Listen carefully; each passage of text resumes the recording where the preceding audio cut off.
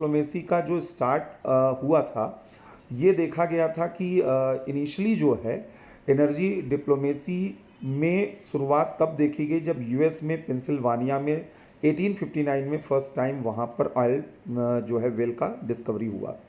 तो वहाँ से ये देखा गया कि यूएस ने जो है वो पूरी तरीके से इस फील्ड में, क्रूड ऑयल के फील्ड में, पेट्रोलियम के फील्ड में वही सबसे बड़ा प्रोड्यूसर और एक्सपोर्टर वहाँ पर बना रहा। तो ये लंबे समय तक जो है ये उसका देखा जाता था। आगे चलकर ये देखा गया कि 1945 तक यूएस जो है सबसे बड़ा पेट्रोलियम का एक्सपोर्टर या जो है प्रोड्यूसर वहाँ पर रहा। और उसने जो है ऑटोमोबाइल इंडस्ट्री में भी बहुत लीड किया और मतलब कि एक डेवलप नेशन के रूप में अपने को इस्टेब्लिश किया। लेकिन आफ्टर 1945 यहाँ से ऑयल पॉलिटिक्स असल मायने में चेंज होती है। इसका एक रीज़न ये था कि ऑयल जो है पहले तो यूएस में ही वहाँ पर अवेलेबल था और बहुत ज़्यादा एविडेंस नहीं मिल रहे थे कि और कहाँ कहाँ पर जो है ऑयल जो है वो मिलेगा। लेकिन ये देखा गया कि जब 1909 में पर्शियन गल्फ़ में पहली बार डिस्कवरी हुई, फिर 1938 तक आते आते सऊदी अरब में एक बड़ा लार्ज रिज़र्व जो है वहाँ पर पता चला। तो ये समझ में आ गया कि भाई मिडिल ईस्ट जो है वो पेट्रोलियम का एक बहुत बड़ा या एरिया है और ये जो है आने वाले समय में सबसे बड़े सप्लायर यहाँ पर हो सकते हैं। यहीं से यूएस और यूरोपियन कंपनीज़ इनका जो अप्रोच था वो चेंज हुआ। यूएस का अभी तक तो ये अप्रोच था कि वही इस मार्केट को डोमिनेट करेगा, वही एक्सपोर्टर रहेगा, वही प्रोड्यूसर रहेगा। लेकिन अब यूएस को ये लगने लगा कि for the industrialisation and future safety, अगर फ्यूचर में एनर्जी सिक्योर करना है तो अपने जो डोमेस्टिक रिजर्व हैं उनको बनाए रखो स्ट्रेटजिक रिजर्व के रूप में। और अगर चीप जो है एनर्जी चाहिए तो ये जो कंट्रीज़ हैं मिडिल ईस्ट की, इनके थ्रू जो है अपनी एनर्जी नीड को फुलफ़िल करो। एक और यहाँ पर पहलू ये भी था कि मिडिल ईस्ट में जो भी यहाँ पर कंट्रीज़ थे वो सब टर्की के जो है कमज़ोर होने के बाद, वीक होने के बाद धीरे धीरे अलग होकर अलग अलग कंट्री बने थे और वो इतने कैपेबल नहीं थे या न तो टेक्नोलॉजिकली उनके अंदर कैपेबिलिटी थी कि वो ऑयल एक्सप्लोरेशन कर पाते या तेल के कुओं की खोज कर पाते। तो ये सब उनके पास ये कैपेसिटी नहीं थी, तो उनको टेक्नोलॉजिकल और फाइनेंशियल असिस्टेंस चाहिए था। और यहाँ पर जो है यूएस और यूरोपियन कंपनीज़ ने जो है इन्वेस्टमेंट करना स्टार्ट किया। यहाँ पर अगर हम मिडिल ईस्ट की बात करें तो मिडिल ईस्ट का पूरा ऑयल जो रिज़र्व है, ऑयल वेल्स थे, इनिशियली जो है अमेरिका और यूरोप की कंपनियों ने ही कंट्रोल किया। और यूरोप की पर्टिकुलरली जो सेवन सिस्टर कंपनी बोला जाता है, उन सेवन सिस्टर का ही डोमिनेंस पूरे इस रीजन में यहाँ पर देखा गया। तो ये चीज़ जो है कहीं ना कहीं इनके डोमिनेंस को यहाँ पर दिखाती थी। यहाँ जितनी भी ऑयल वेल कंपनीज़, ऑयल की कंपनीज़ खुली भी, ओपन भी हुई, ये सब मेजरली हमने कहा कि ये यही वेस्टर्न कंपनीज़ के थ्रू जो है पूरी तरीके से डोमिनेटेड यहाँ पर थी और यही जो है ऑयल प्राइसेस को भी डिसाइड करते थे। इसलिए 50, 60, इवन 70 के डिकेड तक हम देखें तो ऑयल प्राइसेस जो हैं वो बहुत बहुत ज़्यादा चीप थे, बहुत सस्ते थे। और इसका एक बहुत बड़ा रीज़न था कि जो वेस्टर्न कंट्रीज़ थी देवर कंज्यूमर, तो वो चाहती थी कि ऑयल प्राइसेस लगातार वहाँ पर कम रहे। तो मेनली तो ये एक तो प्राइस वॉर यहाँ पर था, प्राइस गेम था कि भाई हमारा प्राइस कंट्रोल यहाँ पर रहे। और दूसरा यहाँ पर ये था कि अवेलेबिलिटी, सप्लाई लगातार होती रहे जिससे कि हमारा जो मार्केट है वो एक्सपेंड करता रहे। ये सब वेस्टर्न कंट्रीज़ का यहाँ पर था। थर्ड इनका जो इन लोगों ने इन्वेस्टमेंट किया हुआ था, तो इन्वेस्टमेंट का अपना एक इंटरेस्ट यहाँ पर था। तो ये कंट्रीज़ जो हैं मिडिल ईस्ट को पूरा का पूरा यहाँ पर कंट्रोल की। लेकिन बहुत जल्द जो है जो मिडिल ईस्ट की कंट्रीज़ थी उनको ये रियलाइज़ हुआ कि उनकी स्ट्रेटजिक ऑटोनॉमी लूज़ हो रही है और उनके जो रिसोर्सेज हैं वो इन वेस्टर्न कंट्रीज़ के इंटरेस्ट को फुलफ़िल करने का एक जरिया बन चुका है। तो इन कंट्रीज़ में अब धीरे धीरे वो सेल्फ अवेयरनेस आना स्टार्ट हुआ और इस सेल्फ अवेयरनेस का जो रिज़ल्ट रहा कि 1960 में इन लोगों ने एक तो organisation of petroleum exported countries यानी ओपेक का जो है वहाँ पर गठन किया। और इसके साथ साथ अब ये एक कार्टेलाइजेशन जो है इन लोगों ने स्टार्ट किया कि एक प्रेशर ग्रुप, एक प्रेशर लॉबी के रूप में ऑयल प्राइसेस पर अब हमको कंट्रोल यहाँ पर अपना इस्टेब्लिश करना है। ये ओपेक कंट्रीज़ में ये बातें आने लगी। इस बीच इन लोगों को एक बड़ी अपॉर्चुनिटी भी मिली। 1970 जो है वो गोल्डन ईरा था मिडिल ईस्ट की कंट्रीज़ के लिए ऑयल प्राइसेस पर कंट्रोल करने के लिए। क्या रीज़न था? पहला, एक तो ये जो है देतान का जो है इरा चल रहा था कि इस समय ये देखा जा रहा था कि यूएस और रशिया जो है, यूएसएसआर, दोनों कूल ऑफ करने में लगे हुए थे, अपने रिलेशन को नॉर्मलाइज करने में लगे हुए थे। और दूसरा कि यूएस बहुत ज़्यादा प्रॉब्लम में फंसा हुआ था वियतनाम में वहाँ पर जो है हैवी मिलिट्री एक्सपेंडिचर उसका हो रहा था, और ऑयल जो नीड्स थी उनकी, पेट्रोलियम नीड्स, वो बहुत ज़्यादा थी। इम्पोर्टेड पेट्रोलियम पर बहुत ज़्यादा डिपेंडेंसी उनकी बढ़ चुकी थी, इसलिए ऑयल की प्राइसेस उनको जो है वो कम रखनी और ज़्यादा ज़रूरी हो चुकी थी। थर्ड, 1965 से प्रेसिडेंट जॉनसन ने ग्रेट सोसाइटी का एक स्लोगन दिया, और अमेरिका में वेलफेयर स्कीम्स बहुत से चले और हैवी पब्लिक एक्सपेंडिचर किए गए, तो इसलिए इकॉनमी पर एक प्रेशर वो भी था। तो डोमेस्टिक लेवल पे भी और एक्सटर्नल अगर लेवल पे हम देखें तो वियतनाम का ये जो मामला चल रहा था। और एक और चीज़ यहाँ पर थी कि जो नैम कंट्रीज़ थे वो अपने आप को बड़ी तेज़ी के साथ वो ऑर्गेनाइज कर रहे थे, और न्यू इंटरनेशनल इकोनॉमिक ऑर्डर का जो है डिमांड धीरे धीरे वो मजबूत होना स्टार्ट हो चुका था। इसी बीच एक इंसिडेंट ऐसा हुआ जिसने जो है मिडिल ईस्ट के कंट्रीज़ को बिल्कुल जो है अपने आप को मजबूत कर दिया और बार्गेनिंग सीट पर ला दिया, और ये था योम किप्पुर वॉर। 1973 में योम किप्पुर वॉर हुआ, इसराइल पर अटैक हुआ था और इसराइल ने उसका फिर अपना जो है आंसर दिया हुआ था, और उस दौरान अमेरिका ने इसराइल को सपोर्ट किया हुआ था। मिडिल ईस्ट की कंट्रीज़ जो हैं इस मौके का फ़ायदा उन्होंने उठाया, उन्होंने जो है ये ऑयल सप्लाई जो है उस पर रोक लगा दिया उन कंट्रीज़ को जो इसराइल को सपोर्ट कर रहे थे। यूएस हो गए, यूरोप हो गया, ऑस्ट्रेलिया हो गया, बहुत से कंट्रीज़ के ऑयल सप्लाई में रोक लग गया था। और यही वो समय था जब सऊदी अरमाको, जो आज सऊदी अरब की सबसे बड़ी कंपनी है, ये पहले पब्लिक कंपनी नहीं थी, नेशनलाइजेशन इसका नहीं हुआ था, प्राइवेट कंपनी थी और यूएस का कंट्रोल यहाँ पर था, तो इसको सऊदी अरब ने जो है नेशनलाइजेशन इसका इसी समय में कर दिया। तो अब पूरी तरीके से जो है अपना ऑयल वेल पर कंट्रोल, कि जो ऑयल एक्सप्लोरेशन होगा वो हम करेंगे, और ऑयल प्राइसेस मेन इनका एजेंडा था कि भाई ऑयल प्राइसेस हम लोग डिसाइड करेंगे।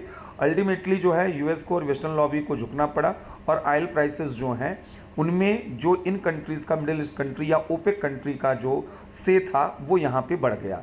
तो इसके बाद से ऑयल प्राइसेस में हम धीरे धीरे ग्रेजुअली जो है इंक्रीज़ एक वहाँ पर देखेंगे। तो ये यहाँ पर एक जो सबसे इम्पॉर्टेंट चीज़ रही। दूसरा क्या रहा, जैसे जैसे टेक्नोलॉजी एडवांस होता गया, पेट्रोलियम जो है, क्रूड ऑयल बेस्ड जो पेट्रोलियम था वो एकमात्र सोर्स ऑफ एनर्जी नहीं रहा, कुछ और सोर्स यहाँ पर आए, जैसे नेचुरल गैस, जैसे एलएनजी। तो अब इसमें नेचुरल गैस के साथ प्रॉब्लम क्या होती है, सबसे अच्छा तरीका है नेचुरल गैस, लेकिन नेचुरल गैस का ट्रांसपोर्टेशन जो है वो पॉसिबल है नहीं, मतलब पाइपलाइन के थ्रू ही नेचुरल गैस का जो है आप वहाँ पर जो है सप्लाई करते हैं। तो अब अगर गैस पाइपलाइन अगर आपने नहीं इस्टेब्लिश किया हुआ है तो फिर आप क्या करेंगे, फिर लिक्विफाइड नेचुरल गैस करेंगे आप, एलएनजी। और उसमें क्या होता है कि आप जो है जहाँ से जो है गैस सप्लाई करना है, पहले वहाँ लिक्विफाइड करिए, फिर जहाँ पे उनको पहुँचाना है, मतलब उसका एक बड़ा कॉम्प्लिकेटेड प्रोसेस है कुल मिला के। तो इसमें क्या है कि कॉस्ट जो है इसकी थोड़ी सी बढ़ जाती है। तो इस एरिया में एक नया कंट्री जो है तेज़ी के साथ इमर्ज होना स्टार्ट हुआ था, रशिया। रशिया जो है वो जो नेचुरल गैस हैं और एलएनजी है, इनमें एक टॉप एक्सपोर्टर के रूप में, प्रोड्यूसर के रूप में उसको देखा जाता है। और 90s के डिकेड तक आते आते उसने जो है यूरोप के साथ अपने को इंटीग्रेट कर लिया, गैस पाइपलाइन बिल्ड हो गया वहाँ पे, नार्डिक जो गैस पाइपलाइन था, और तमाम तरीके के प्रोजेक्ट। तो इससे जो है एनर्जी मार्केट में एक नया प्लेयर आ चुका था, रशिया। तो एक तरफ रशिया है और दूसरी तरफ ओपेक कंट्रीज़ हैं, और तीसरी तरफ यूएस तो मान लीजिए है ही, लैटिन अमेरिका में वेनेजुएला, तो नॉर्थ साउथ अमेरिका में उधर वेनेजुएला और यूएसए का अपना जो है प्रभाव। इधर अगर हम यूरोप, अफ्रीका और एशिया में बात करें तो एक तरफ रशिया है, एक तरफ मिडिल ईस्ट है, लेकिन जो सेंटर है पूरी दुनिया का वो तो मिडिल ईस्ट ही है। अगर एनर्जी हम सिक्योरिटी की बात करें तो मैक्सिमम जो है यहीं से जो है अराउंड 40% जो है जो एक्सपोर्ट वगैरह हो रहा है, और यहाँ पर सारी चीज़ें तो वो मिडिल ईस्ट से ही हो रही हैं। तो अब यहाँ से चीज़ें जो है बहुत तेज़ी के साथ चेंज होती हैं। चेंज इस तरीके से होती हैं कि इन दोनों कंट्रीज़ में, यानी ओपेक कंट्रीज़ में और रशिया में भी प्राइस वॉर स्टार्ट हो जाता है। और ये जो ऑयल प्राइस वॉर है, एनर्जी प्राइस वॉर है, ये दोनों कंट्रीज़ को जो है अफेक्ट करती हैं। क्यों अफेक्ट करती हैं? क्योंकि जैसे हमने कहा नेचुरल गैस थोड़ा सा, अगर पाइपलाइन जो है गैस पाइपलाइन कहीं पे इस्टेब्लिश हो गया तब तो ठीक है, अदरवाइज़ नहीं। तो वहाँ पर जो है नेचुरल गैस जो होती हैं उनका प्राइसेस अपने आप ऑटोमेटिक वो कम हो जाता है, और पेट्रोलियम जो है उसके प्राइसेस थोड़े से वहाँ पर जो है ज़्यादा रहते हैं। तो अब ऐसे सिचुएशन में जो है या सॉरी पेट्रोलियम के कम रहते हैं, नेचुरल गैसेस के कम रहते हैं, पेट्रोलियम के ज़्यादा। तो ऐसे सिचुएशन में जो रशिया है वो ये हमेशा चाहेगा कि अगर पेट्रोलियम की कीमतें थोड़ी ज़्यादा रहेंगी, नेचुरल गैसेस की कीमत उसी हिसाब से वो बढ़ता जाएगा। और ये जो वेस्टर्न कंट्रीज़ हैं वो हमेशा चाहेंगी कि भाई पेट्रोलियम की कीमतें लगातार कम बनी रहें, तो इनको जो है इनको कंज्यूम करने के लिए जो वहाँ पर मिलना चाहिए एनर्जी, वो वहाँ पर सप्लाई होता रहे। तो सबके अपने अपने इंटरेस्ट हैं, और इस इंटरेस्ट की वजह से मिडिल ईस्ट में पावर पॉलिटिक्स स्टार्ट होगा। यहाँ पर इंस्टेबिलिटी जो होती है, गवर्नमेंट जो है यहाँ पर फिकल करते रहते हैं, मतलब स्टेबल अनस्टेबल होते रहते हैं। उन सब के पीछे रीज़न यही है कि इस ऑयल पॉलिटिक्स में कौन कंट्रोल करना चाहता है। यहाँ इंस्टेबिलिटी आएगी तो ऑयल मार्केट सीधे वहाँ पर हैम्पर होगा। तो इसलिए जो है ये पूरा मिडिल ईस्ट जो है वो जियो पॉलिटिक्स का रीज़न बन गया, मतलब इकोनॉमिक फैक्टर की वजह से जियो इकोनॉमिक्स ने जियो पॉलिटिक्स में इसको पूरी तरीके से बदल के रख दिया है। बहरहाल बीच में ये हुआ कि रशिया और सऊदी अरब के बीच में एक पैक्ट हुआ जिसको हम ओपेक प्लस कहते हैं। 2016 में ओपेक प्लस के तहत ये हुआ कि प्राइस कोऑर्डिनेशन करेंगे कि अगर जो है सब हमें अपना आउटपुट बढ़ाना है, सप्लाई बढ़ाना है, प्रोडक्शन बढ़ाना है, तो एक दूसरे के साथ जो है वो हम कन्वर्ज करके और मतलब कोऑर्डिनेट करके वहाँ पर काम करेंगे, जिससे कि ऐसा ना हो कि इस प्राइस वॉर में दोनों को वहाँ पर घाटा हो। प्राइस अगर अचानक डिप करेगा तो दोनों मतलब ओपेक और रशिया दोनों को इफेक्ट वहाँ पर पड़ेगा। ये चीज़ें अभी तक चल रही थी कोविड तक, लेकिन कोविड में जो है चीज़ें यहाँ पर वर्स्ट होती गई क्योंकि लॉकडाउन आया, इकोनॉमिक रिसेशन एक तरीके का रहा। इसकी वजह से जो है ऑयल प्राइसेस लगातार डिप करती गई, और इससे जो पेट्रोलियम एक्सपोर्टिंग कंट्रीज़ थी या गैस एक्सपोर्टिंग कंट्रीज़ थी उनकी इकॉनमी पे ज़बरदस्त असर वहाँ पर पड़ा। और इस वजह से जो है ये एक समय के लिए प्राइस वॉर भी यहाँ पर फिर से चला। जो ओपेक प्लस कंसेप्ट था वो वीक हुआ है, वो कमज़ोर हुआ है। और स्पेशली रशिया और यूक्रेन वॉर के बाद से रशिया जो है कंसेशनल जो है गैस और क्रूड ऑयल को भी वो बड़े लेवल पे एक्सपोर्ट कर रहा है। तो इन दोनों फील्ड में जो है कंसेशनल प्राइस वो जो है वहाँ पर चीज़ों को कर रहा है। तो इससे ऑयल मार्केट में वोलाटाइल जो मतलब हुआ है, ये अपने आप में यहाँ पे बढ़ रहा है। तो इस तरीके के सिचुएशन यहाँ पर जो है क्रिएट हो रहे हैं। अब एक और यहाँ पर इंपॉर्टेंट चीज़ समझना है, सीधे तब उसके बाद इंडिया की तरफ आएंगे। एक तरफ हमने कहा कि एनर्जी पॉलिटिक्स, ऑयल पॉलिटिक्स यहाँ पर रशिया, ये ओपेक, ये सब कंट्रीज़ के बीच में आपस में चल रहा है। दूसरी तरफ क्या हो रहा है कि ग्लोबल एनर्जी मार्केट एक स्ट्रक्चरल चेंज से गुजर रहा है। Global energy market structural change से क्या गुजर रहा है? पहला तो दिक्कत ये आ रहा है कि न्यू डेस्टिनेशन ऑफ एनर्जी जो हैं वो आ चुके हैं। कई ऐसे ऊर्जा के नए केंद्र आ रहे हैं जिनकी वजह से जो एग्जिस्टिंग एनर्जी जो प्रोड्यूसर कंट्रीज़ थी उनके सर्वाइवल के सामने प्रॉब्लम आ रहा है। जैसे अफ्रीकन नेशन बहुत तेज़ी के साथ नाइजीरिया, अंगोला, सेनेगल या अल्जीरिया, सूडान, अल्जीरिया, मोरक्को, ये सब जितने भी कंट्री हैं, इक्वेटोरियल गिनी, ये सब मेजर हब बनते जा रहे हैं यहाँ पर एनर्जी सेक्टर के, क्योंकि इनके यहाँ ऑयल एक्सप्लोरेशन बड़े लेवल पे हो रहा है और ऑयल वेल्स वगैरह बहुत लगातार मिल रहे हैं, ऑयल रिजर्व यहाँ पर मिल रहा है। तो ये लोग भी अब एक्सपोर्टिंग कंट्री हो चुके हैं। तो पहली चीज़ तो है कि अफ्रीकन कंट्री है। लैटिन अमेरिका में, मैक्सिको में देखें कई ऑयल वेल्स मिले। ब्राज़ील वहाँ पर टॉप जो है वो ऑयल प्रोड्यूस करने में बना हुआ है। फिर वहाँ पर जो है वेनेजुएला ऑलरेडी वहाँ पर है। तो और भी कंट्रीज़ जो हैं ऑयल प्रोडक्शन में आ रही हैं। तो मतलब पार्टिसिपेंट्स बढ़ते जा रहे हैं। इसी तरीके से अगर हम यूएस को देखें, यूएस ने अपने ऑयल एक्सपोर्ट पर रिस्ट्रिक्शंस लगाया हुआ था, लेकिन वो ऑयल एक्सपोर्ट्स पर जो रिस्ट्रिक्शंस थे वो हटा दिए गए हैं। यानी अब जो है वो ऑयल एक्सपोर्ट भी बड़े लेवल पर जो है करना स्टार्ट कर दिया है। तो ये भी एक प्लस पॉइंट वहाँ पर देखने को मिल रहा है। तो मतलब मल्टीपल जो हैं यहाँ पर अगर हम देखें तो कंट्रीज़ हैं जो ऑयल यहाँ पर जो है सेल कर रहे हैं। तो इससे क्या हो रहा है कि कहीं ना कहीं जो है अब तक के डोमिनेंट जो कंट्रीज़ थी ऑयल जो एक्सपोर्ट कर रही थी, उनकी जो डोमिनेंस है, उनकी जो हेजमनी है, उस पर वहाँ पर सवाल आ रहा है। पहला। दूसरा क्या है? New source of energy. New source of energy यहाँ पर क्या है? तो हम देखें कि रिन्यूएबल एनर्जी और न्यूक्लियर एनर्जी, हाइड्रोजन एनर्जी, तो नए नए तरीके के सोर्सेज जो एनर्जी के वो आ रहे हैं। अब अगर इस तरीके की चीज़ें यहाँ पर आ रही हैं तो इससे क्या हो रहा है कि जो पेट्रोलियम पर डिपेंडेंसी थी वो अब कम होती जा रही है, और इस वजह से जो पेट्रोलियम प्रोड्यूसर या एक्सपोर्टर कंट्रीज़ हैं उनका भी जो है इम्पोर्टेंस कम हो रहा है। तो कुल मिलाकर ग्लोबल एनर्जी मार्केट में जो नए स्ट्रक्चरल चेंज आए हैं, इनकी वजह से जो गल्फ़ कंट्रीज़ हैं या जो ओपेक कंट्रीज़ हैं, इनका जो रिलेटिव इम्पोर्टेंस था वो यहाँ पर कम होता जा रहा है। तो एक तो बड़ा मुद्दा ये है। क्योंकि अब नए प्लेयर्स भी आ रहे हैं और नई सोर्स ऑफ एनर्जी भी आ रहे हैं। दूसरी चीज़ क्या है, पेरिस समिट के बाद और सस्टेनेबल डेवलपमेंट गोल्स जो है उसको जो है एक्सेप्ट करने के बाद हर एक कंट्री पावर एनर्जी ट्रांजिशन के मोड से चल रही है, हर एक कंट्री क्लीन एनर्जी की तरफ मूव कर रही है और ये नीड ऑफ द आवर है। तो ऐसे में जो है यहाँ पे जो पेट्रोलियम जो मतलब कि एनर्जी है, पेट्रोलियम सेंट्रिक जो एनर्जी है, इस पर जो है रिलायबिलिटी भी इसकी घट रही है और इस पर जो है लोगों की जो नीड है, डिमांड है, अब आने वाले समय में वहाँ पर कम हो रहा है। तो इससे पेट्रोलियम लेड इकॉनमी के फ्यूचर पर सर्वाइवल क्राइसिस वहाँ पर आ रहा है। तो हर एक देश जो है अब जितने भी पेट्रोलियम कंट्रीज़ हैं वो कहीं ना कहीं इकोनॉमिकली जो है वोलाटाइल हो रहे हैं।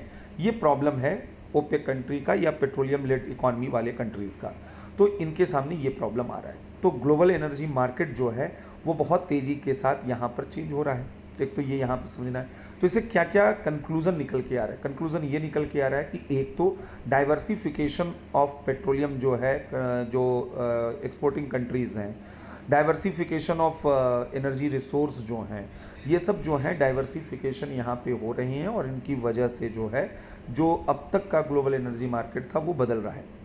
दूसरी चीज़ एक और यहाँ पर समझना है, इस पूरे डिबेट में अगर हम समझें कि अभी तक जो डोमिनेंस रहा है ग्लोबल एनर्जी मार्केट में, वह डोमिनेंस रहा है वेस्टर्न कंट्रीज़ का, डेवलप्ड कंट्रीज़ का। बेसिकली जो कंज्यूमर है और जो प्रोड्यूसर हैं वो यहाँ पर जो है उन्होंने भी बेनिफिट अच्छे खासे तरीके से यहाँ पर अर्न किया है। लेकिन जो सबसे बड़ा प्रॉब्लम है, जो लिस्ट डेवलपिंग कंट्रीज़ हैं, डेवलपिंग कंट्रीज़ हैं, उन तक जो है अफोर्डेबल, सिक्योर, सेफ जो एनर्जी एक्सेस होना चाहिए वो आज तक नहीं पहुंच पाया। इसलिए जो सबसे बड़ा मुद्दा है वो है एनर्जी जस्टिस का, एनर्जी इक्विटी का, कि यहाँ पर जो एनर्जी का डिस्ट्रीब्यूशन रहा है अब तक के, ऑयल पॉलिटिक्स हो या यहाँ पर जो है एनर्जी पॉलिटिक्स हो, वह पूरी तरीके से यह देखा गया है कि वो डेवलप्ड कंट्रीज़ के फेवर में रहा है और मेजर जो कंज्यूमर और प्रोड्यूसर कंट्री रही है एनर्जी की, उनके फेवर में रहा है। तो अब जो है एक बड़ा डिस्कोर्स ये चल रहा है कि जो लिस्ट डेवलपिंग कंट्रीज़ या डेवलपिंग कंट्रीज़ हैं उनका पार्टिसिपेशन वो कैसे यहाँ पर एनर्जी मार्केट में बढ़े। इसलिए एक मुद्दा ये चल रहा है ग्लोबल एनर्जी गवर्नेंस की रीस्ट्रक्चरिंग का, कि जो ग्लोबल एनर्जी गवर्नेंस है कैसे हम उसको रीस्ट्रक्चर यहाँ पर करें और जिसमें सभी लोगों को लेकर आए। इंडिया इसी चीज़ को लीड करना चाहता है, जो एनर्जी जस्टिस का मुद्दा है, एनर्जी इक्विटी का मुद्दा है और यहाँ पर ग्लोबल एनर्जी गवर्नेंस जो है उसको जो है जस्ट बनाना और उसको फेयर बनाना, ये इंडिया का मेन एजेंडा इस वक्त यहाँ पर है। तो हमने कहा कि इस तरीके से ग्लोबल एनर्जी मार्केट में एक शिफ्टिंग आ रही है। यही वजह है कि अब जितने भी मेजर ऑयल कंपनीज थी अब तक की, जो 7 सिस्टर जिनको हम बोल रहे हैं, वो 7 सिस्टर अब पावर कंपनीज के रूप में अपने को ट्रांसफॉर्म कर रही हैं। यानी अब वो यहाँ पर जो है पूरी तरीके से अपने को चेंज कर रही हैं। कुछ इस तरीके के सर्वे रिपोर्ट्स भी आ रहे हैं कि आने वाले समय में जितने भी व्हीकल्स आने वाले हैं, न्यू व्हीकल्स आने वाले हैं, वो मोर देन 40-50% न्यू व्हीकल्स जो हैं ईवी के होने वाले हैं। इसका मतलब है कि आने वाले समय में ही अगले 10-15, ये 2040 तक का एस्टिमेट है, 2040 तक जो है वह नियरली 50% जो न्यू व्हीकल्स होंगे वह पेट्रोलियम पर बेस्ड नहीं होने वाले हैं। वो हाइड्रोजन हो सकते हैं या जो है ईवी के रूप में हो सकते हैं। ये आने वाला फ्यूचर बता रहा है। तो इसका मतलब है कि पेट्रोलियम जो है, जो कंट्रीज़ हैं उनके सामने एक प्रॉब्लम यहाँ पर आ रहा है। तो ये चीज़ तो पहले हमें समझना था कि ग्लोबल लेवल पर इस तरीके का सिचुएशन क्रिएट हुआ है। अब इंडिया का क्या है यहाँ पर, इंडिया किस तरीके से अपने को जो है एक प्लेयर के रूप में वो यहाँ पे लेके आ रहा है, तो उसको समझिएगा। इंडिया की जो एनर्जी डिप्लोमेसी रही है ट्रेडिशनल, वो तो एनर्जी सिक्योरिटी की रही है कि भाई हम जो है एनर्जी जो है सिक्योरिटी कर ले, क्योंकि हम जो है डोमेस्टिक हमारा जो सप्लाई है वो बहुत ही कम है। तो इसलिए हम मोर देन 80% जो है वह आज तक वह इम्पोर्टेड ऑयल पर ही डिपेंडेंट रहे हैं। लेकिन अब वो हमारी डिपेंडेंसी बढ़ रही है। क्यों डिपेंडेंसी बढ़ रही है? 2014 में हमारा जो जीडीपी था वो $2 ट्रिलियन का था। आज 2024 में आप नियरली $4 ट्रिलियन की इकॉनमी बनते जा रहे हैं। आपने अपनी इकॉनमी को बहुत अधिक डाइवर्सिफाई कर दिया है। आप कुछ सेक्टर तक कल तक थे, आज मेक इन इंडिया के थ्रू आप अलग अलग, आप चाहे सेमीकंडक्टर हो, मोबाइल इंडस्ट्री हो, अलग अलग इंडस्ट्री में आप लगातार वहाँ पर एक्टिव हो रहे हैं। इसका सीधा सा मतलब है इकोनॉमिक एक्टिविटीज़ एक्सपेंड करेंगी तो आपकी एनर्जी नीड भी उसी के हिसाब से लगातार बढ़ेंगी। तो ग्रोइंग नीड ऑफ एनर्जी, ये इंडिया के सामने जो सबसे पहला मुद्दा है। इसकी वजह से जो है ये बोला जा रहा है कि इम्पोर्टेड जो एनर्जी हैं उन पर इंडिया की डिपेंडेंसी लगभग 87% हो चुकी है, यानी वो बढ़ेगी, वो बढ़ रही है। और यहाँ पर जो है डोमेस्टिक जो आपके पास प्रोडक्शन है वो उस जो है चीज़ को मीट आउट नहीं कर सकता है। तो ऐसे में इंडिया को अपने ग्रोइंग एनर्जी नीड को कंसीडर करते हुए एक बहुत सोफिस्टिकेटेड और बहुत ही जो है फ्यूचरिस्टिक विजनरी जो है एनर्जी डिप्लोमेसी की ज़रूरत है। इंडिया 2014 से उसी पे काम कर रहा है। क्या काम कर रहा है पहले तो ये समझा जाए। तो पहला तो ये है कि एक तो एनर्जी सिक्योरिटी जो ट्रेडिशनल हमारी नीड है, जो हमारी फॉरेन पॉलिसी रही है कि भाई कैसी तरीके से एनर्जी नीड हम अपनी फुलफिल करें, उसके लिए अभी तक हम जो है गल्फ कंट्री पर और मतलब कि मिडिल ईस्ट पर डिपेंडेंट थे। तो पहला भारत ने जो काम करना स्टार्ट किया है वो है अपने एनर्जी बास्केट को डाइवर्सिफाई करना। आज इंडिया की एनर्जी नीड का एक बड़ा हिस्सा जो है वो हम अफ्रीका से वहाँ पर लेकर आ रहे हैं। नाइजीरिया हमारा सबसे बड़ा वहाँ सप्लायर है, अंगोला हमारे पास है, सूडान हमारे पास है, अलग अलग कंट्रीज़ हैं जिनसे हम अपनी एनर्जी नीड को वहाँ पर फुलफ़िल कर रहे हैं। और अभी जो यूक्रेन क्राइसिस के बाद आया है, हमने उस अपॉर्चुनिटी को मिस नहीं किया रशिया के साथ, और अभी तक क्रूड ऑयल में हमारा रशिया के साथ किसी तरीके का कोई इस तरीके का लिंक नहीं था, लेकिन ये एनर्जी ब्रिज इंडिया और रशिया के बीच में बना है और आज इंडिया का सबसे लार्जेस्ट सप्लायर ऑयल का वो रशिया बन चुका है। यूएस फोर्थ लार्जेस्ट सप्लायर है इंडिया का, यानी यूएस से भी हम ऑयल इंपोर्ट कर रहे हैं। तो अब इससे इमेजिन कीजिए कि एक तो हमारा जो इंपोर्ट बास्केट है वो कितना ज़्यादा डाइवर्सिफाई हो चुका है। हम जो है मैक्सिको, ब्राज़ील और जो है वेनेजुएला से भी बातचीत कर रहे हैं, रशिया से ले रहे हैं, मिडिल ईस्ट से ले रहे हैं, अफ्रीकन कंट्रीज से ले रहे हैं और यूएस से भी ले रहे हैं। तो एक तो इंडिया जो है अपने जो है इंपोर्ट बास्केट को लगातार डाइवर्सिफाई कर रहा है और इसका जो है ज़बरदस्त जो लाभ है, बेनिफिट है, वो इंडिया को यहाँ पर मिल रहा है। दूसरा जो है यहाँ पे क्या है, दूसरा जो सबसे इम्पॉर्टेंट चीज़ है कि अभी तक इंडिया की जो ट्रेडिशनल एनर्जी सिक्योरिटी की पॉलिसी थी वह बायर और सेलर पर बेस्ड थी कि हम जो है दूसरे कंट्री से खरीदते थे। लेकिन जिस तरीके का जो है जियो पॉलिटिक्स वोलाटाइल हो रहा है, ये सबसे ज़्यादा ख़राब अगर हम बोलें कि आपकी फॉरेन पॉलिसी होगी कि आप एक पर्टिकुलर रीजन पर आप डिपेंडेंट रहें। जैसे अभी तक क्या था कि इंडिया मिडिल ईस्ट पर डिपेंडेंट रहा, अभी मान लीजिए रशिया पर डिपेंडेंट हो गया। कल को कुछ भी अगर इन कंट्रीज़ में जो है इंस्टेबिलिटी आती है तो इंडिया के एनर्जी जो इंटरेस्ट हैं वो तुरंत वहाँ पर हैम्पर होंगे। तो इंडिया और क्या काम कर सकता है, क्योंकि आप गारंटी नहीं ले सकते कि किस कंट्री के साथ किस तरीके के रिलेशन रहेंगे और आपकी एनर्जी नीड जिस तरीके से बढ़ रही है वहाँ पर कोई भी रिस्क आप नहीं ले सकते। तो इंडिया एक दूसरा जो सबसे इम्पॉर्टेंट काम कर रहा है, बायर सेलर की जगह वह जॉइंट जो है वेंचर वहाँ पर स्टार्ट कर रहा है, को प्रोडक्शन कर रहा है, को डेवलपमेंट कर रहा है। यानी वो इंडिया आज ऑयल एक्सप्लोर कर रहा है।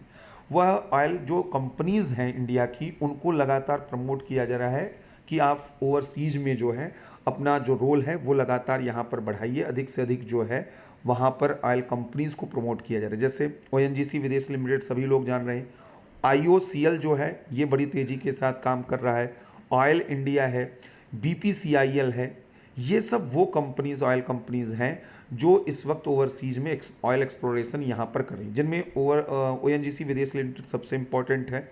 ओएनजीसी विदेश लिमिटेड का जो है स्टेक जो है लगभग 20% जो है रूस के सखालिन में है। इसके अलावा अभी जो है कोलंबिया में जो है 5 ब्लॉक जो है वहाँ पर उसने किया हुआ है।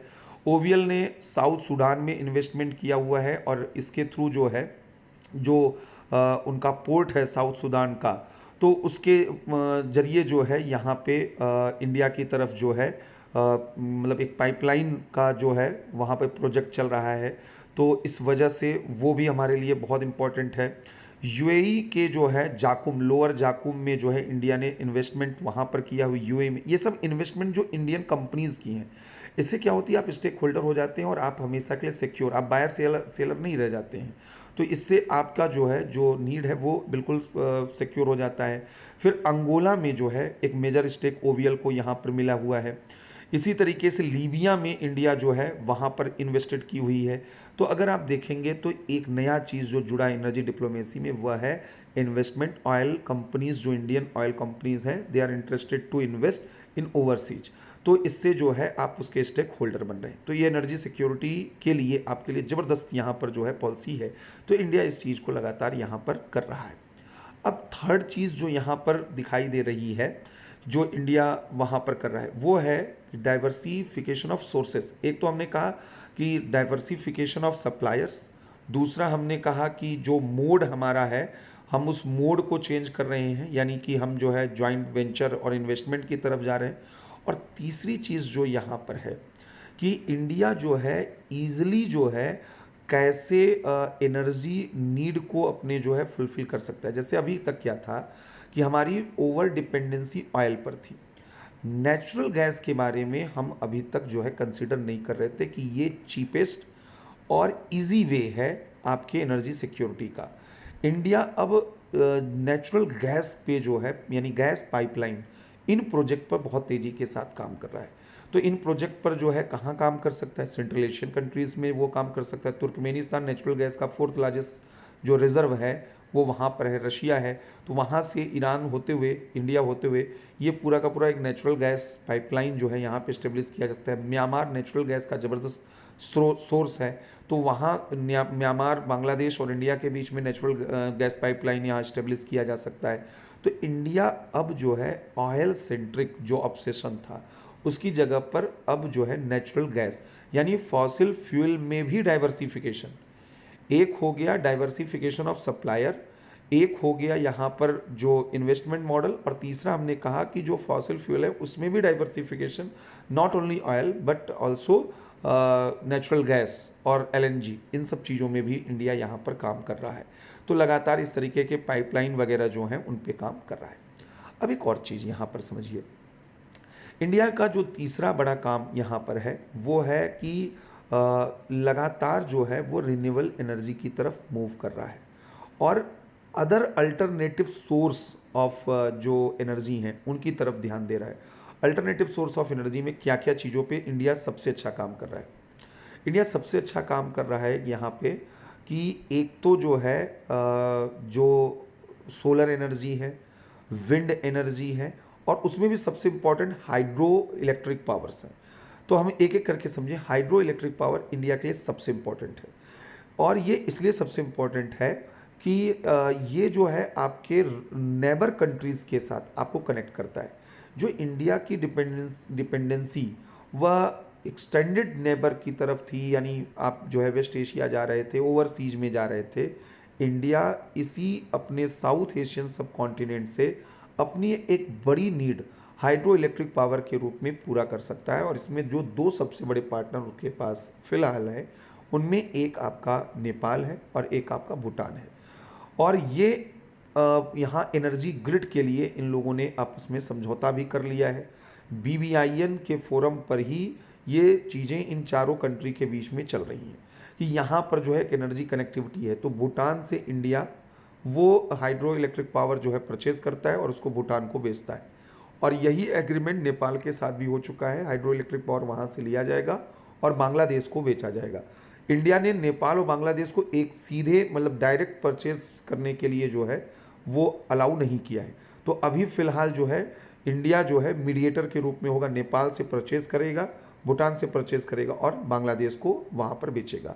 और इन दोनों जगहों पर हाइड्रो इलेक्ट्रिक पावर जो प्लांट हैं वो इंडिया के द्वारा स्टेब्लिश किए जाएंगे।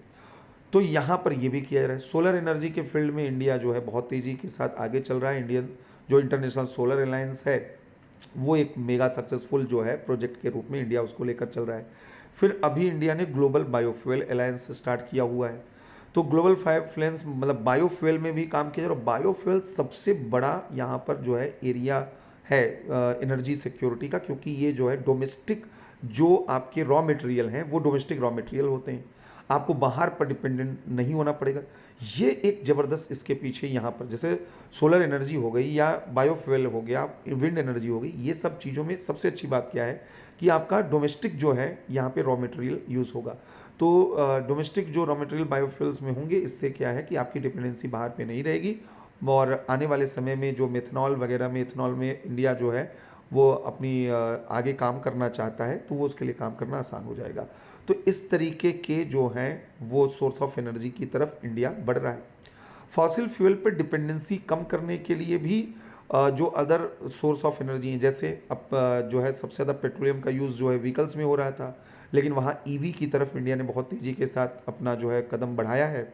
और जो इंडिया ने अपने यहाँ पर जो एक हाइड्रोजन मिशन जो है, ग्रीन हाइड्रोजन मिशन स्टार्ट किया है, तो ये इसका भी पर्पज़ है कि हम आने वाले समय में हाइड्रोजन एनर्जी को एक बेहतर अल्टरनेटिव मान रहे हैं जो फॉसिल फ्यूल्स हैं। इनके साथ साथ एक और चीज़ है न्यूक्लियर एनर्जी। न्यूक्लियर एनर्जी पे इंडिया ज़बरदस्त तरीके से काम कर रहा है। लगभग 10 न्यूक्लियर रिएक्टर का टारगेट 2014 से यहाँ पर बनाया गया है और उस पर लगातार काम वहाँ पर किया जा रहा है। तो इसलिए न्यूक्लियर जो पावर है वो भी एक बहुत बड़ा एरिया है जहाँ पर बहुत तेज़ी के साथ काम किया जा रहा है। तो ये सब एरियाज़ हैं जहाँ पर इंडिया जो है वो अपनी एनर्जी जो है डिपेंडेंसी या मतलब एनर्जी सिक्योरिटी को जो बनाने की कोशिश कर रहा है वो कर रहा है। अब एक और इम्पॉर्टेंट चीज़ यहाँ पर समझना है इंडिया के पर्सपेक्टिव से। इंडिया एनर्जी डिप्लोमेसी में एक तो एनर्जी सिक्योरिटी चाहता है क्योंकि वह एक लार्जेस्ट कंज्यूमर, यहाँ पर थर्ड लार्जेस्ट कंज्यूमर है, तो वो तो एनर्जी सिक्योरिटी चाहता है। तो इतनी चीज़ें आप सबको ऑलरेडी मालूम होनी चाहिए। लेकिन अब जो इंडिया है वो ये काम ये भी कर रहा है कि वह एनर्जी केवल सब वहाँ पर इम्पोर्टर नहीं बनना चाहता है, इंडिया ग्लोबल एनर्जी सप्लायर भी बनना चाहता है। लेकिन किस तरीके से? क्रूड ऑयल इंडिया ले रहा है और इंडिया रिफाइंड पेट्रोलियम को पूरी दुनिया में सेल कर रहा है और आज इंडिया जो है इससे अच्छा खासा रेवेन्यू जनरेट कर रहा है।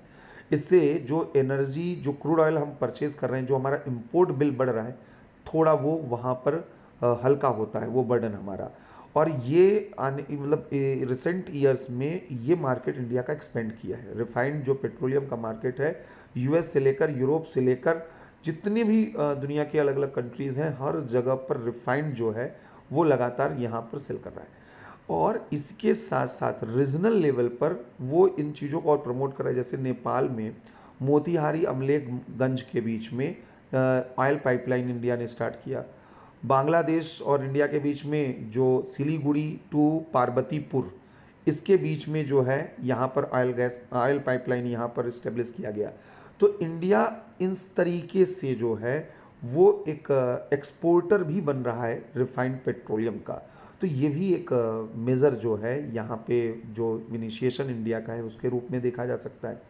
इनके साथ साथ यहाँ पर तो एक तो हमने कहा रिफाइंड पेट्रोलियम के फील्ड में इंडिया बहुत तेज़ी के साथ आगे बढ़ रहा है और अगर सोलर एनर्जी और विंड एनर्जी इन सबको हम इसमें लें, इंक्लूड करें, तो इंडिया इनके थ्रू क्या चाहता है कि जो भी डेवलपिंग कंट्रीज़ हैं, अलग अलग दुनिया के मार्केट हैं, वहाँ सोलर टेक्नोलॉजी और सोलर पैनल और सोलर जो है जो इंस्टॉलमेंट है, इनमें इंडियन कंपनीज पार्टिसिपेट करके रेवेन्यू जनरेट कर सकती हैं। तो ऑयल एनर्जी जो सेक्टर है, एनर्जी मार्केट, ये भारत के इंपोर्ट बिल को बढ़ाने वाला केवल एक आइटम नहीं है।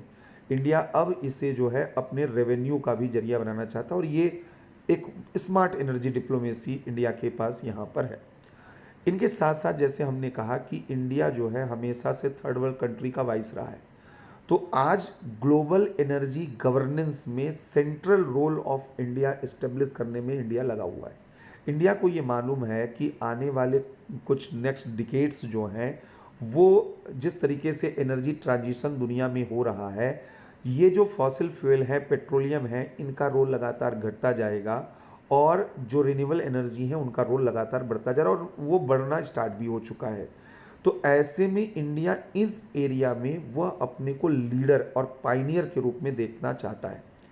तो इसमें सबसे पहले इंडिया ने स्टार्ट किया 2015 में, को फाउंडर है इंडियन जो इंटरनेशनल सोलर अलायंस का, और इसके थ्रू मोर देन 120 कंट्रीज़ जो हैं इसके मेंबर बन चुके हैं। यूएस इसका मेंबर है, यूरोप इसका मेंबर है, तो दुनिया के डेवलप कंट्री भी ऑलरेडी इसके मेंबर है और लीड इंडिया कर रहा है यहाँ पर इसका हेडक्वार्टर इंडिया में है। तो इस फील्ड में जो नई टेक्नोलॉजी, नए एडवांसमेंट होंगे, इंडिया को एक तो उसका फ़ायदा मिलेगा, इंडिया को इसका मार्केट मिलेगा, क्योंकि इसके जो भी यहाँ पर जो है सोलर पैनल्स होंगे या टेक्नोलॉजी होगा, वो सब इंडिया जो है दुनिया भर को वहाँ पर सप्लाई कर सकता है।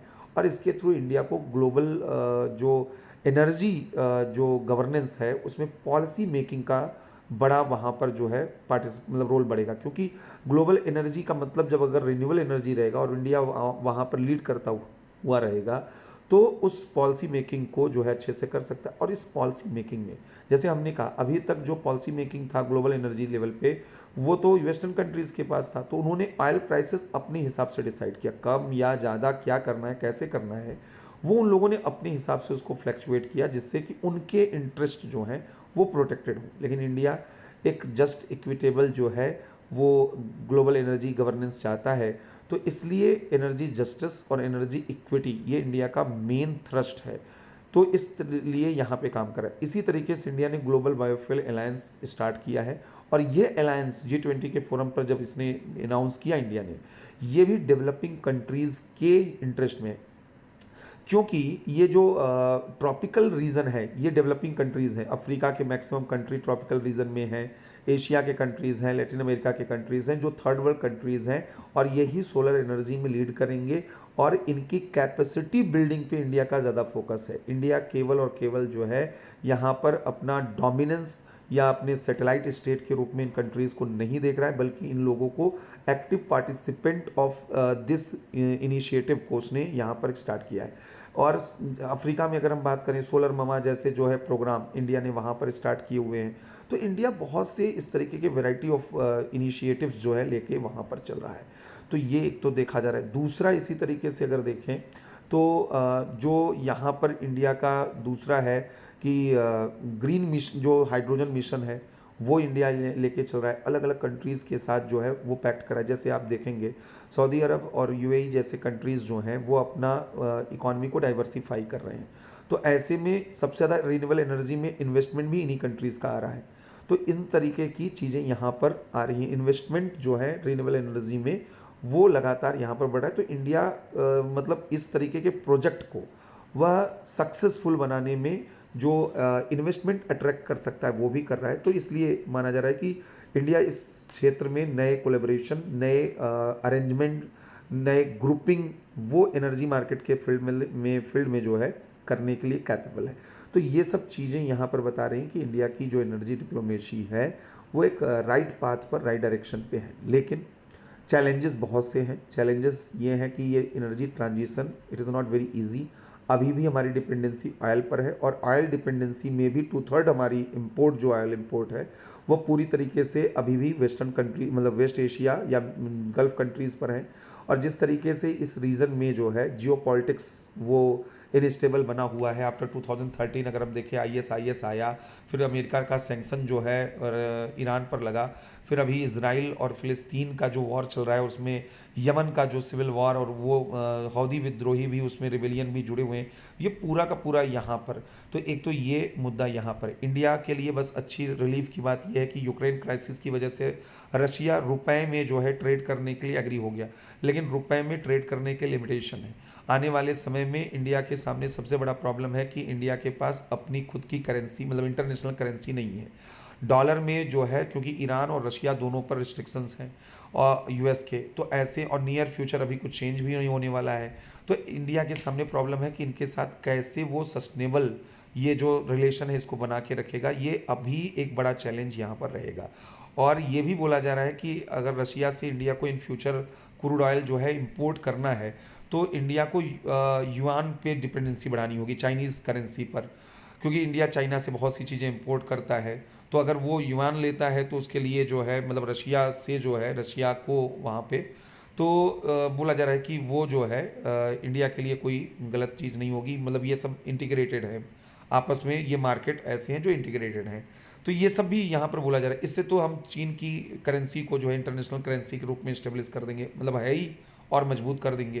तो ये थ्रेट है। तीसरा यहाँ पर क्या है, जो प्रोजेक्ट है गैस पाइपलाइन के प्रोजेक्ट जो हैं अभी भी वनरेबल हैं, वो जियो पॉलिटिक्स से डिसाइड होते हैं। हाँ शिवम।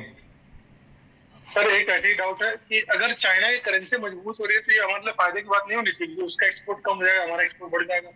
हाँ ऐसे एक क्वेश्चन है। नहीं, बिल्कुल सही है। सवाल इस चीज अगर ये भारत को करना होता तो करेंसी मैनिपुलेशन तो चाइना बहुत लंबे समय से करता रहा है, डिवेल्युएशन करता रहा है। इंडिया भी ये काम कर सकता था। अगर आप डिवेल्युएशन अपनी करेंसी का करते हैं तो इमीडिएट रिजल्ट ये है कि आपका एक्सपोर्ट बढ़ेगा। लेकिन अगर आपके एक्सपोर्ट बास्केट में बहुत सी चीज़ें नहीं हैं, आइटम्स नहीं हैं, तो इससे कोई बहुत ज़्यादा आपको लॉन्ग टर्म में बेनिफिट नहीं होने वाला है, पहली चीज़। और दूसरा, इससे चाइना की जो करेंसी है वो हार्ड करेंसी के रूप में अगर मजबूत हो गई तो जो वो डॉलर की सुप्रीमेसी को ख़त्म करने वाला है।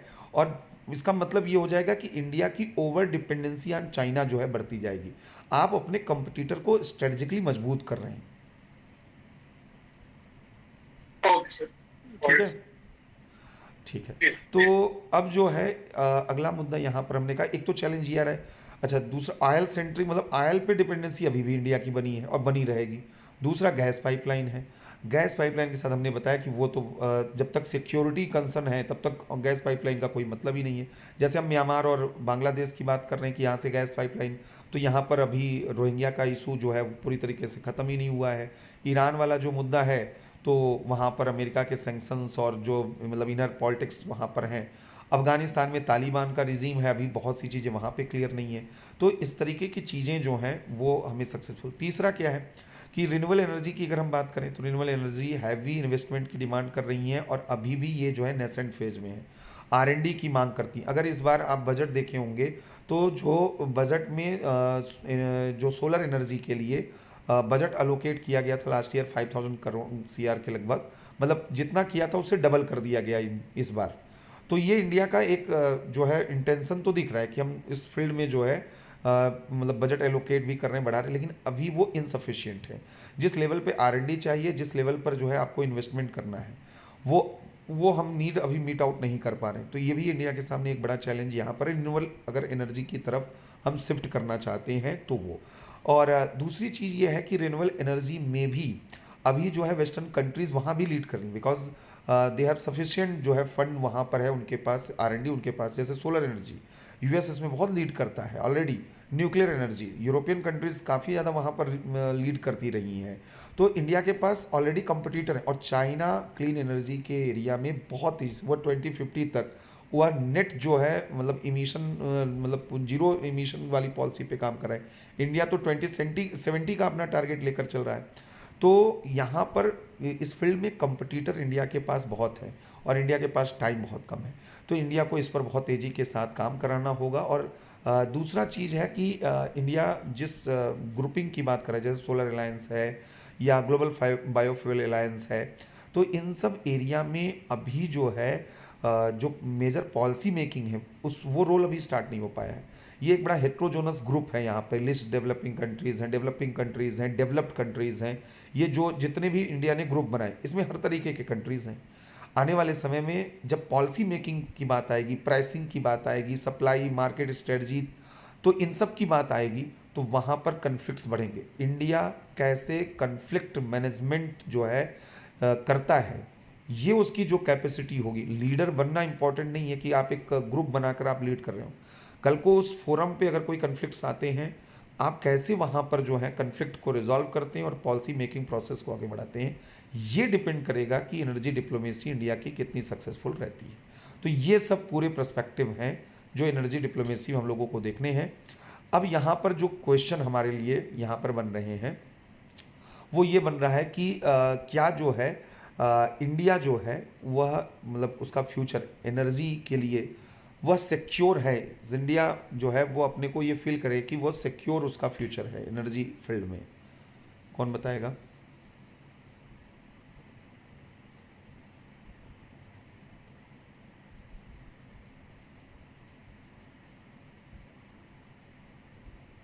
कोई बता ही नहीं रहा। हाँ, शिवम। सर अगर जैसे कि अभी अभी अगर अभी हम प्रेजेंट स्टेटस की बात करें तो we are energy importing country. तो बिल्कुल। अभी हमारे अराउंड 80% जो एनर्जी की रिक्वायरमेंट है वो हम बाहर से मंगा रहे हैं। तो अभी अगर फ्यूचर की बात करें तो उसके लिए हमने मल्टीपल मतलब स्टेप्स ले रखे हैं डाइवर्सिफिकेशन ऑफ एनर्जी, और we are investing heavily in renewable energy. जैसे कि अब हम इंटरनेशनल सोलर अलायंस को हम लीड कर रहे हैं, और वहाँ सबसे बड़ा सर एडवांटेज हमारे पास ये है कि इंडिया इज ट्रॉपिकल कंट्री, तो हमारे पास अबंडेंट ऑफ सोलर एनर्जी है। एट द सेम टाइम जैसे सर नेपाल के साथ हमारा हाइड्रो एनर्जी का हो गया, तो हम वेरियस फ्रंट पे काम कर रहे हैं कि हम अपनी एनर्जी सिक्योरिटी को इंश्योर कर सके। But at the same time sir totally हम ये नहीं बोल सकते कि हमें रिलैक्स हो जाना चाहिए या हम एनर्जी सिक्योर है, क्योंकि इन द एंड हमारा कुछ परसेंट ऑफ एनर्जी जो हमारा एनर्जी बास्केट है वो हमें इंपोर्ट भी करना पड़ेगा। जैसे कि अभी हम मिडिल ईस्ट से कर रहे हैं या रशिया से कर रहे हैं या यूएसए से कर रहे हैं, इधर साउथ अमेरिका में हम ब्राजील से कर रहे हैं, वेनेजुएला से भी यूएसए ने अपना सैंक्शन हटा लिया तो हम वेनेजुएला से भी करेंगे। तो कुल मिला के ये सर इन फ्यूचर हम कह सकते हैं कि हमारा जो विजन है, हमारा जो टारगेट है वो है कि हम एनर्जी सिक्योर हो जाए, हमारी कोई बाहर की कंट्री में कोई डिपेंडेंसी ना हो, हम सेल्फ रिलायंट बन जाए। बट सर इसके लिए हमें एक long term vision, long term strategy के साथ कॉन्टिन्यूसली काम करना पड़ेगा। Eight the same time sir वहां पर हैवी इन्वेस्टमेंट चाहिए हमें, इवन रिन्यूएबल एनर्जी सेक्टर में, क्योंकि अगर हम देखें तो अगर रिन्यूएबल एनर्जी सेक्टर में जैसे कि अगर वर्ल्ड लेवल पे हम बस ओनली कंट्री नहीं जो लीड कर रहे हैं, अभी COP28 में यूएई ने भी एक अलायंस लॉन्च कर दिया है। उसके अलावा सर एक ऑलरेडी 2009 में एक international renewable energy alliance already काम कर रहा था। तो सर पैरेलली भी ग्लोबल लेवल पे जो एनर्जी पॉलिटिक्स है, एनर्जी गवर्नेंस है, उस पर भी चल रहा है। तो यही है कि हमारा जो ऑब्जेक्टिव है वो है एनर्जी सिक्योरिटी की तरफ, बट हम टोटली रिलैक्स नहीं हो सकते। At the same time we need to work hard, हमें बाहर भी जाकर एक्सप्लोर करना पड़ेगा। तो इन द एंड सर जब हमें एनर्जी सिक्योर होने के लिए हमें खुद के पास भी हमारी सेल्फ सफिशिएंसी होनी चाहिए। एट द सेम टाइम हमारा डाइवर्सिफिकेशन ऐसा होना चाहिए कि कोई जियो पॉलिटिकल कोई इम्पैक्ट हो तो उससे हमारे ऊपर मेजर इम्पैक्ट ना पड़े। ठीक है। हाँ अमित, कुछ बता रहे थे आप? हाँ सर, मैं ये कह रहा था कि आपका क्वेश्चन ये था कि क्या भारत की ऊर्जा जो कूटनीति है वो सही है, मतलब आगे ऊर्जा सुरक्षा भारत की सही रहेगी, यही क्वेश्चन था ना सर? हाँ। तो सर मेरा इस पे ये है कि जो भारत की ऊर्जा कूटनीति है वो सबसे पहले जो मेजर पिलर्स पे डिपेंड है वो है नवीकरणीय ऊर्जा, ऊर्जा संक्रमण, क्षेत्रीय सहयोग और ऊर्जा कूटनीति में विविधता। ये सब मेजर पिलर्स है जिसपे भारत की ऊर्जा कूटनीति सर आधारित है। इसके सामने चैलेंजेस जो आपने बताया सर, वो जैसे अभी प्राइस वोलेटिलिटी देखा जा रहा है, सप्लाई थ्रेट देखा जा रहा है, या फिर जियोपॉलिटिकल जो डिसरप्शंस हैं वो देखे जा रहे हैं। लेकिन इस उसमें एरिया में सर काम भी बहुत अच्छा किया जा रहा है भारत के द्वारा। जैसे जो भारत की कंपनियां हैं उनको ये सपोर्ट दिया जा रहा है कि आप बाहर जा करके पहली बात अपने आप को एस्टेब्लिश करिए। दूसरा, जो भी PSUs हैं उनको मतलब एक्विजिशन के लिए बाहर प्रोत्साहित किया जा रहा है। तीसरा सर, हमने अलग अलग फेज पे अलग अलग अपने आप को प्रमोट करने के लिए, जैसे नेबरहुड फर्स्ट पॉलिसी के थ्रू सर हमने अपने जो क्षेत्रीय स्तर पे हमने भूटान के साथ हो या फिर नेपाल के साथ हो, हाइड्रोकार्बन के क्षेत्र में काफी अच्छे अपने जो ऊर्जा कूटनीति है उसको स्थापित किया है। दूसरा सर, ये LNG और इसको लेकर के नेचुरल गैस को यानी लेकर के इसको भी लेकर के हम लगातार मध्य एशिया हो या फिर सर पश्चिम एशिया हो, इन देशों से लगातार संपर्क बनाए हुए हैं, इन देशों पे लगातार अपनी उसको ऊर्जा कूटनीति बनाए हुए हैं। और ग्लोबल बायोफ्यूल अलायंस है ये हमारा। तो चलिए ठीक है, समझ में आ गया। अब आइए, अब ये तो हम लोगों ने मतलब ऑलरेडी डिस्कस, हमने कहा कुछ नए पॉइंट्स आएंगे। अब हम आते हैं मुद्दे पर। हाँ नहीं, रुके रहिए। अब एक मतलब हमको एग्ज़ाम के पॉइंट ऑफ व्यू से सीधे चीज़ों को देखना है। पहला तो सवाल यहाँ पर ये बताइए कि जो एनर्जी डिप्लोमेसी इंडिया की है, तो वो अगर ये कहा जाए कि the success of Indian foreign policy वो will be depend on success of energy diplomacy, अगर ये क्वेश्चन आपसे पूछा जा रहा है, कमेंट कीजिए कि भारत की जो विदेश नीति की सफलता है वो ऊर्जा कूटनीति की सफलता पर निर्भर करेगी। आनंद सर, जो जियो पॉलिटिक्स है वो जियो इकोनॉमिक्स पर डिपेंड होता जा रहा है, और जो जियो इकोनॉमिक्स है वो पूरी तरीके से एनर्जी पर ही डिपेंडेंट है, पहली। और दूसरी बात सर ये कि जो भारत की आने वाली विदेश नीति है वो ऊर्जा सुरक्षा से ऐसे तय होगी, क्योंकि सर ऊर्जा सप्लाई चेन के लिए भी इम्पोर्टेंट है। ऊर्जा सर हमारी जो स्ट्रेटेजिक सिक्योरिटी है उसके लिए भी इम्पोर्टेंट है, राइट। ऊर्जा हमारे जो छोटे देशों का सहयोग है उसके लिए ऊर्जा इम्पोर्टेंट है। तो और ऊर्जा, भारत की बढ़ती आबादी, इसके लिए भी ऊर्जा की आवश्यकताएं लगातार बढ़ रही है। और 4 पॉइंट हो गए। और इस मतलब ऊर्जा बेहद, और एक तो भारत एक एनर्जी इंपोर्टर है, तो इस सेंस में भी ऊर्जा इंपॉर्टेंट है। तो हमें किसी भी तरीके से ऊर्जा सुरक्षा को बनाकर रखना होगा, और उसके लिए हमें जो हमारी फॉरेन पॉलिसी होगी उस सबसे डिसाइड करने होगी। फॉर एग्जांपल, तो भारतीय सरकार इसके लिए कर क्या रही है या करना क्या चाहिए, इस बात का चैलेंजेस क्या है और सॉल्यूशन क्या, ये तो होगा ना। तो चैलेंजेस एनर्जी सिक्योरिटी नहीं, सामने ये बस जो अभी पूछा जाए बस उतने तक। शिवम बता रहे कुछ। हाँ हाँ सर, कुछ पॉइंट सर इसमें मैं ऐड करना चाहूंगा सर। जैसे कि अगर हमारा जो मेजर एक राइवल है वो चाइना है, और सर चाइना और अभी इंडिया की इकोनॉमी में अगर डिफरेंस देखा जाए तो 5 टाइम्स का है। और अगर हम एनर्जी सिक्योरिटी इसलिए हमारे लिए बहुत जरूरी है, क्योंकि जब तक हम इकोनॉमिक पावर नहीं बनेंगे तब तक हम मिलिट्री पावर नहीं बनेंगे, और तब तक हमें एक ग्लोबल रिकॉग्निशन नहीं मिलेगा ग्रेट पावर का या सुपर पावर का। और eight the same time sir, अगर एनर्जी डिप्लोमेसी को हम आगे अगर इसका स्पिल ओवर इफेक्ट देखा जाए, तो अगर जब हम इकोनॉमिक पावर बनेंगे, जैसा कि बहुत सारे स्कॉलर्स बोलते भी हैं कि इंडिया के जैसा डिमांड है कि यूनाइटेड नेशन सिक्योरिटी काउंसिल में से सीट मिलना चाहिए, तो बहुत सारे स्कॉलर बोलते हैं कि अभी सीट के बारे में न सोच के India should focus on its economic power and the military power. जैसे हमारा इकोनॉमिक पावर और मिलिट्री पावर बढ़ेगा, ऑटोमेटिकली जो मेजर पावर्स हैं वर्ल्ड की, they will force to bring the reform and India will get the seat. तो sir United Nation security council की seat से भी इसका लेना देना। तीसरी चीज सर ये है कि जो हमारा 2047 का टारगेट है डेवलप कंट्री बनने का, उसमें sir energy security is going to play a very important role. अगर हम एनर्जी सिक्योर नहीं रहेंगे तो फिर क्या होगा, हमें एनर्जी इंपोर्ट करना पड़ेगा, हमारा फॉरेक्स उसमें जाएगा, हमारा करंट अकाउंट डिफिसिट बढ़ेगा, so it will have a negative impact. फिर हमारा इन्फ्लेशन वगैरह बढ़ेगा और उसका एकदम एक स्पिल ओवर इफेक्ट और देखने को मिलेगा। चौथी चीज सर, अगर हमें ग्लोबल पावर बनना है तो हमेशा ये होता है कि फर्स्ट ऑफ ऑल हमें रीजनल पावर बनना पड़ेगा। और एनर्जी सिक्योरिटी में सर, अगर हमारी जो एनर्जी डिप्लोमेसी है, अगर हम उसको नेबरहुड में अपने सक्सेसफुल कर सके, फॉर एग्जांपल नेपाल के साथ हाइड्रो डिप्लोमेसी या भूटान के साथ हाइड्रो डिप्लोमेसी और BBIN को सक्सेसफुल बना के, तो India as a regional power भी उभरेगा, जिसमें साउथ एशिया में एक पीस एंड स्टेबिलिटी होगी। और जो अगर इंडिया डेवलप होता है तो अगल बगल कंट्री में भी इसका इम्पैक्ट देखना पड़ेगा। तो सर ये कहा जा सकता है कि yes, energy diplomacy is going to play a very important role in India's foreign policy. ठीक है, 3 चीज़ें इससे जितना आप लोगों ने बताया उसमें 3 चीज़ें हैं। पहला है फॉर इंडियाज इकोनॉमिक ग्रोथ, दूसरा है फॉर स्ट्रेटजिक ऑटोनॉमी, अगर आपके पास एनर्जी सिक्योरिटी नहीं है आप स्ट्रेटजिकली डिपेंडेंट रहेंगे दूसरी कंट्री पे, और थर्ड यहाँ पर है for global India's global leadership. तो यहाँ पर ये तीनों चीज़ें जो हैं, इंडिया अगर अचीव करना चाहता है तो आपको एनर्जी डिप्लोमेसी अच्छे से करना होगा। अवधेश आपसे जो है सवाल है, एक और are the leadership of third world country, ये मतलब उसका ज्यादा क्या है, थर्ड वर्ल्ड कंट्रीज की लीडरशिप के लिए भी इम्पोर्टेंट है ना। वही मतलब ओवरऑल ग्लोबल लीडरशिप में आप उसको साउथ एशिया से लेके पूरा थर्ड वर्ल्ड और हर चीज़ ले लीजिए। इसमें ग्लोबल एनर्जी गवर्नेंस वर्ड याद करना है, वैश्विक ऊर्जा अभिशासन, इसमें इंडिया को केंद्रीय भूमिका निभाना है। और आने वाले समय में 20th सेंचुरी वॉज ऑयल मतलब known as era of oil politics, तो 21st सेंचुरी जो है वो रिन्यूएबल एनर्जी की पॉलिटिक्स स्टार्ट हो रही है। तो इसमें ही ग्लोबल लीडर बनेंगे। वहाँ पर अमेरिका और यूरोप ग्लोबल लीडर बने थे आफ्टर 45, और आफ्टर 2030 इंडिया में भी लीडर ऑफ दिस एरिया। तो इंडिया को इसमें जो है अपना जो है वो करना होगा। तो अवधेश आपसे सवाल एक ये है कि इंडिया की एनर्जी इनसिक्योरिटी वो बेसिकली इम्पोर्टेड जो है वह एनर्जी जो सप्लाई है उस पर बेस्ड रही है। मतलब इंडिया की अगर हम बोलें कि एनर्जी डिप्लोमेसी का मेन जो ड्रॉबैक है वो ये है कि इंडिया इम्पोर्टेड जो है एनर्जी पर ही अब तक डिपेंडेंट रहा है। तो क्या ये सही है, और क्या इस डायरेक्शन में इंडिया को क्या करना चाहिए?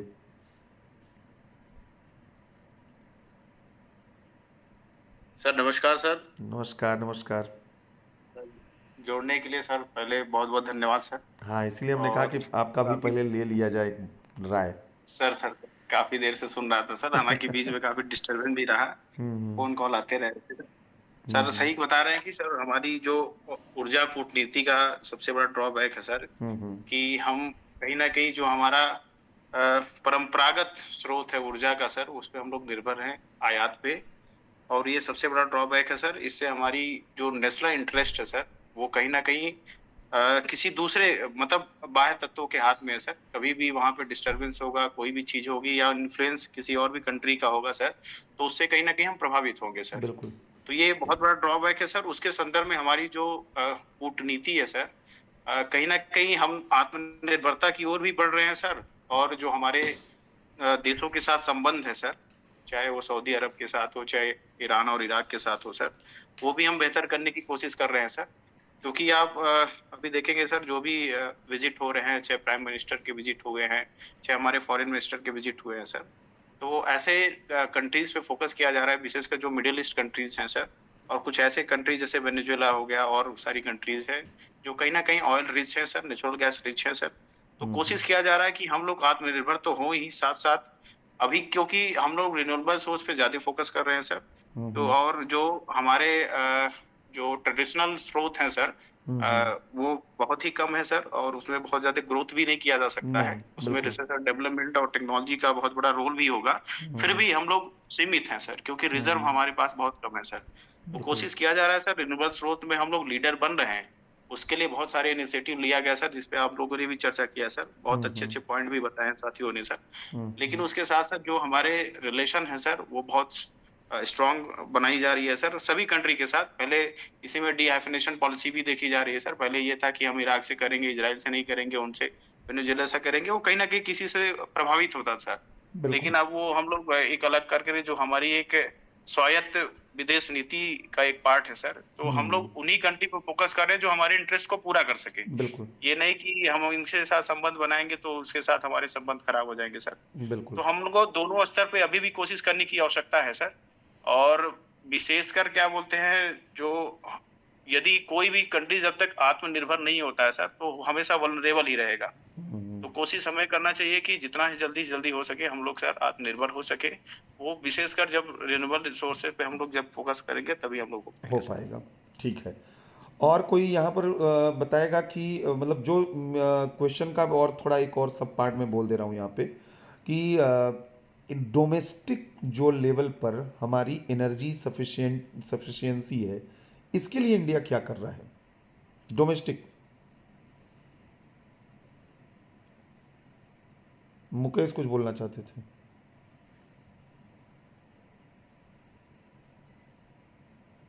सर ये भी क्वेश्चन का पार्ट था मेरे क्वेश्चन का सर, मैं शायद नहीं भूल नहीं गया। नहीं, इसको हमने अब मतलब तोड़ा है इसमें। ये तो हो गया एक पार्ट कि हाँ, कि जो बाहर पर जो हमारी डिपेंडेंसी है वो हमारा सबसे बड़ा ड्रॉबैक रहा है। लेकिन अब ये दूसरा क्वेश्चन है कि अगर जो है एनर्जी जो डोमेस्टिक लेवल पे इंडिया जो है वो अपनी एनर्जी सफिशिएंसी के लिए क्या कर रहा है, कौन बताएगा? मैं जवाब दूं? हाँ हाँ सर, पहले तो 2030 में हमने टारगेट रखा हुआ है 50% ऑफ और टोटल जो एनर्जी रिक्वायरमेंट्स है इसको हम कंप्लीट करेंगे रिन्यूएबल से। और अभी नेशनल हाइड्रोजन मिशन शुरू किए हैं, ठीक है, 19,744 करोड़ रुपए का, जो है कि इसमें प्लान ये है कि जो प्रोडक्शन है, R&D है और जो मार्केट डिमांड है उसको बढ़ाना है हाइड्रोजन। तो हाइड्रोजन में गवर्नमेंट बहुत सारी संभावनाएं दिख रही है।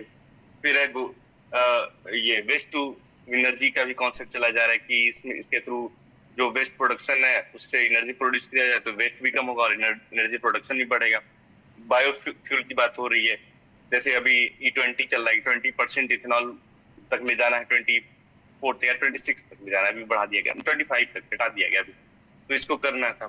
और इसके बाद ये PM सूर्या घर चला रहे हैं, जिसमें क्या है कि सब्सिडाइज करके होम टॉप पे आई थिंक टारगेट मैंने नोट किया, भूल रहा हूँ, कुछ एनर्जी मतलब हमें प्रोड्यूस करनी है रूफटॉप से। तो बहुत बढ़िया। सोलर एनर्जी में लगातार इन्वेस्टमेंट कर रहे हैं। और इसके बाद जो है सर विंड एनर्जी में इंडिया ऑल ओवर मतलब थर्ड पोजीशन है, थर्ड या फोर्थ पोजीशन है, थर्ड पोजीशन चल रहा है इंडिया।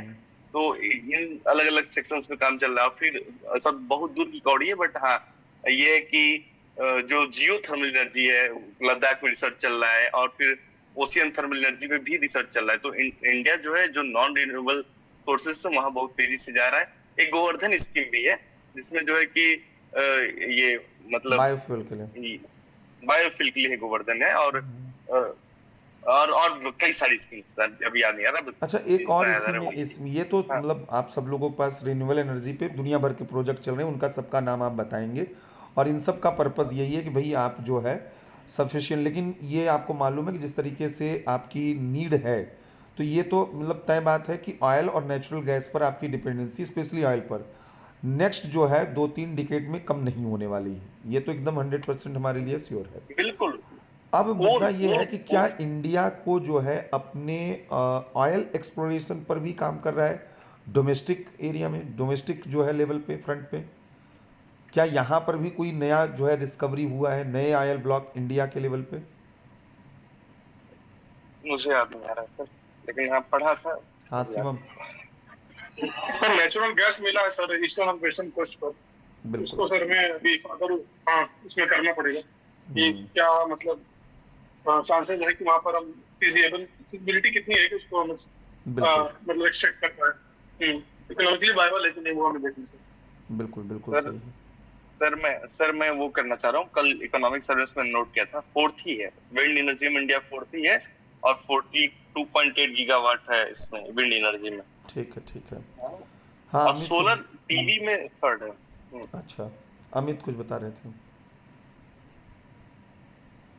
सर ऑयल वाला जो आपने पूछा कि भारत में कहाँ कहाँ इसका चल रहा है उत्खनन, तो असम, अरुणाचल प्रदेश, मिजोरम और शायद इसमें सर राजस्थान है।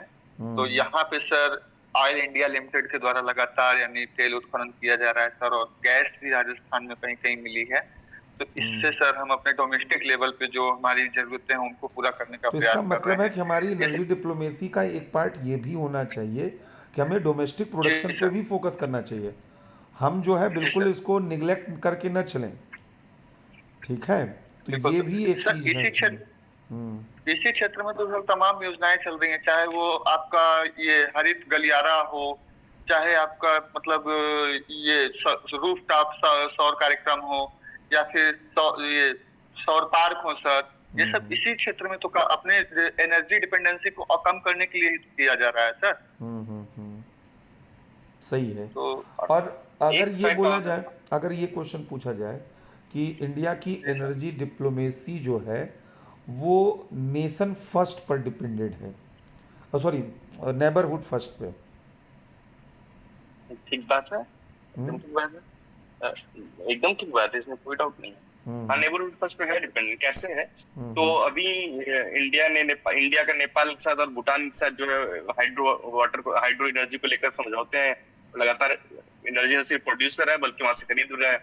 फिर बांग्लादेश को एनर्जी हम बेच रहे हैं और वो वहां से ला करके बेच रहे हैं। यही नहीं, मतलब नेपाल टू बांग्लादेश हम क्या बोलते हैं उसको, जो ग्रिड है इंटरग्रिड करने की बात चल रही है, मतलब कर भी रहे हैं वो, उसको और आगे ले जाने की बात हो रही है कि म्यांमार को भी आगे ले जाके इसमें जोड़ते हैं। तो पहला ये हो गया। श्रीलंका के साथ इंटरग्रेडिंग की बात चल रही है। श्रीलंका के साथ क्या चल रहा है? ग्रिड वाला, ग्रिड हाँ, जो एनर्जी ग्रिड है वो श्रीलंका को भी, हाँ। और श्रीलंका में ऑलरेडी कुछ प्रोजेक्ट चल रहे हैं। कौन से प्रोजेक्ट चल रहे हैं? कौन कौन से हैं?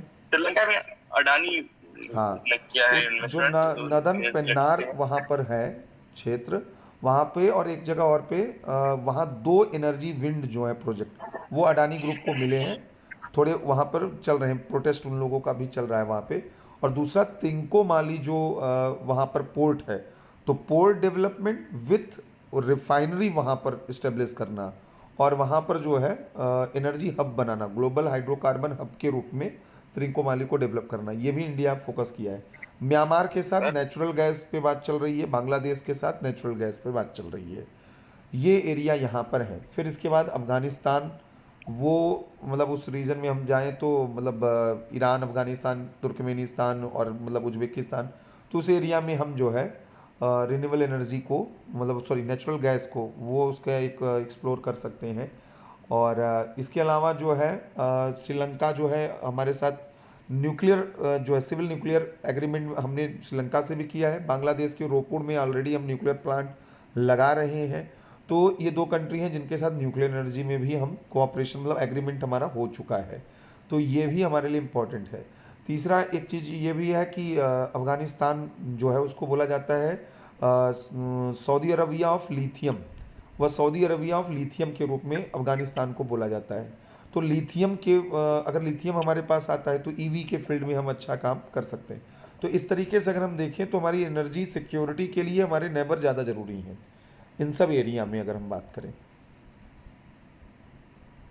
एक डेटा और है सर। हाँ हाँ 2,61,000 करोड़ रुपए चाहिए एनर्जी कैपेसिटी को रिफंड करने के लिए एज पर इकोनॉमिक सर्वे। अच्छा और 78.1 बिलियन हमने 7 साल में इन्वेस्ट किया है एनर्जी के। बहुत कम है अभी। नहीं है, वो डॉलर में था और ये वाला रुपए में था। अच्छा अच्छा 2,61,000 करोड़ रुपए ठीक चाहिए। है।